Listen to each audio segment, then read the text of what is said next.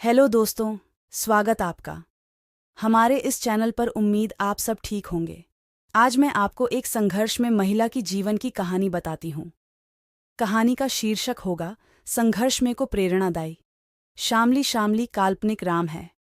यह कहानी मैं उन महिलाओं के लिए बता रही हूँ जो छोटी छोटी घरेलू समस्याओं से घबराकर घर छोड़ देती हैं या आत्महत्या कर लेती हैं। वह उन महिलाओं के लिए भी जिनके पास हर मूलभूत व आधार मूल सुविधाएं होते हुए भी अपनी छोटी छोटी समस्याओं को बढ़ा चढ़ाकर यूट्यूब जैसे प्लेटफॉर्म पर लोगों की भावनाओं के साथ खिलवाड़ कर रही है। शामली के दादा एक व्यापारी थे। भारत पाकिस्तान विभाजन से पहले व्यापार के सिलसिले में इधर से उत्तर परिवार समेत जाते रहते थे। जब भारत पाकिस्तान विभाजन हुआ तब शामली का परिवार पाकिस्तान में ही रह गया था। शामली के पिता का बहुत ही अच्छा कारोबार चलता था। हर तरह की सुख सुविधा थी।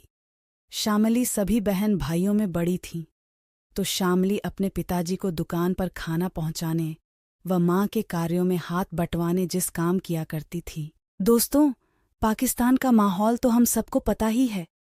वहां पर लड़कियों की हालत का, फिर एक हिंदू परिवार के लिए तो बेटियों की बढ़ती हुई उम्र चिंता का विषय आज भी वहां पर ऐसा ही है।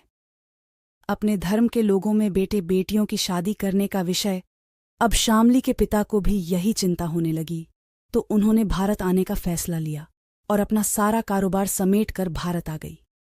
शामली उसे समय लगभग 11 या 12 साल की थी। दिल्ली स्टेशन पर उतरते ही बहुत ही गरीबी व कीमती सामान से भरा एक बैग चोरी हो गया को शामली आज तक नहीं बुलाया पाई है, और दिल में दिल्ली की वही छवि आज भी जिंदा है। एक देश से दूसरे देश में 6 बच्चों सहित 8 सदस्यों के परिवार को बसाना शामली के पिता के लिए कठिनाई भरा ही था। जैसे तैसे शामली के पिता अपने परिवार को जमाने में बसाने में लगे हुए थे। धीरे धीरे शामली भी लगभग 14 वर्ष की हो गई तो उसके पिता को उसकी शादी की चिंता हुई और उन्होंने उसकी शादी अपने रिहायशी इलाके से लगभग 300 किलोमीटर दूर राजस्थान के ही किसी दूरदराज के ग्रामीण क्षेत्र में कर दी।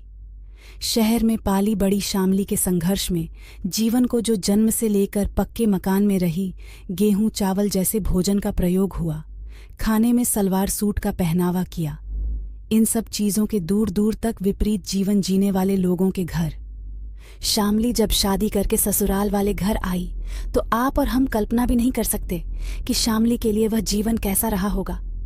फिर भी मैं जैसा शामली की जिंदगी को जाना है उसका विवरण मैं आप लोगों को जरूर सुनाऊंगी। लेकिन संघर्ष में शामली भाग 2 में दोस्तों, चैनल को सब्सक्राइब करके और मेरी कहानी को लाइक करके आप मेरे साथ जुड़े रहिए शामली के जीवन की कहानी सुनाने के लिए लगातार।